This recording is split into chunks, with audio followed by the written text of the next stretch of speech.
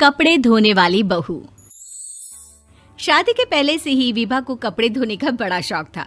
कभी नल के नीचे तो कभी तालाब के पास। अरे मेरी नीली वाली लुंगी नहीं दिख रही है।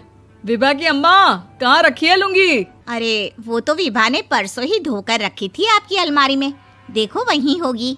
वो ना मैंने आज धो दी, मुझे लगा कि गंदी हो गई होगी। अरे कैसे गंदी हो गई थी? उसे तो मैंने पहना भी नहीं। हे भगवान, इस लड़की के कपड़े धोने की आदत से परेशान हो गया हूँ मैं। जितना तो घर में राशन नहीं आता, उससे कहीं ज्यादा डिटर्जेंट पाउडर का खर्चा है। इसकी शादी करवा दो, शादी जाए अपने घर में ही करे काम, फिर चाहे घर के कपड़े धोने हो या पूरे गांव के। हाँ ठीक बोल रही हूँ, देखता हूँ मैं कोई लड़का। वो दिन भी आ जाता है जब विभा को देखने लड़के वाले आ जाते हैं। लड़की मुझे अच्छी लगी। होने वाली सास कहती है, बेटी अगर कुछ पूछना है तो पूछ लो। वैसे तो हमारी लड़की बहुत ही शर्मीली है, जो बोल दो वो मान लेती है, इसे क्या पूछना होगा। अरे कैसी बात कर रही हो माँ, मुझे इन लोगों के घर रहना है, सवाल तो कई है। हाँ हाँ बेटा, पूछ लो ना, क्या पूछना है।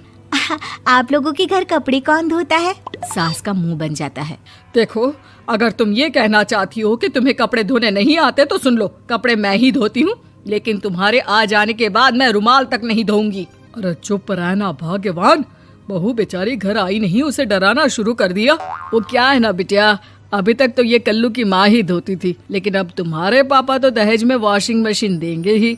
तभी विभा की माँ बोल पड़ती है, सवाल भी पूछा तो क्या। वैसे भाई साहब, मशीन की तो फिर भी कपड़े धोने की कैपेसिटी होती है। मतलब जो बिटिया दे रहे हैं ना विभा, इसे कपड़े धोने का बहुत शौक है। ये आप लोगों के क्या, आस पड़ोस गांव मोहल्ले सबके कपड़े धो दे और उफ तक ना करे।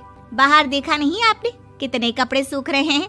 सब हमारी बिटिया ने ही तो धोए हैं। बस भी करो ना माँ, शर्म आ रही इतनी तारीफ सुनकर।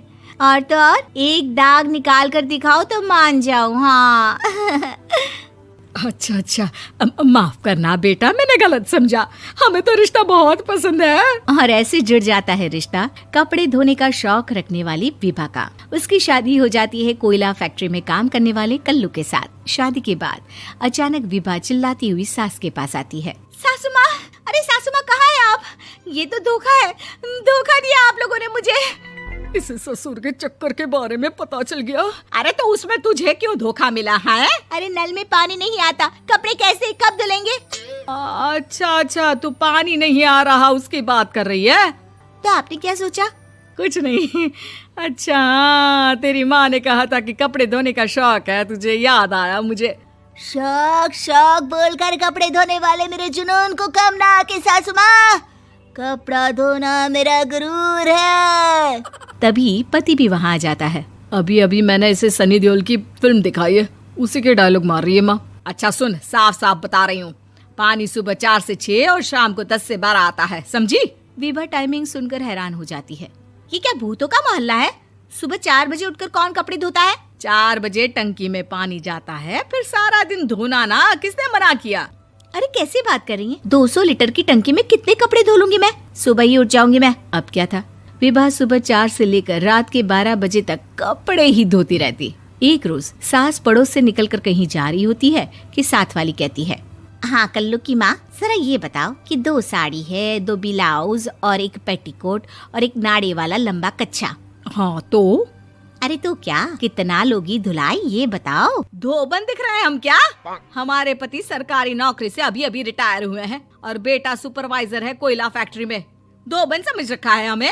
हाय रे कल्लू की अम्मा, माफ कर दो, वो तो मोहल्ले में यही सब बता रहे थे कि तुमने बहू को कपड़ा धुलवाने के काम में लगा दिया है। सास को पड़ोसन की बात सुनकर गुस्सा आ जाता है। वो घर पहुंचती है जहां घर के बाहर ही इतने सारे कपड़े सूख रहे होते हैं जितने कि किसी धोबन के घर पर। अरे ओ कल्लू की दुल्हन, बाहर निकल।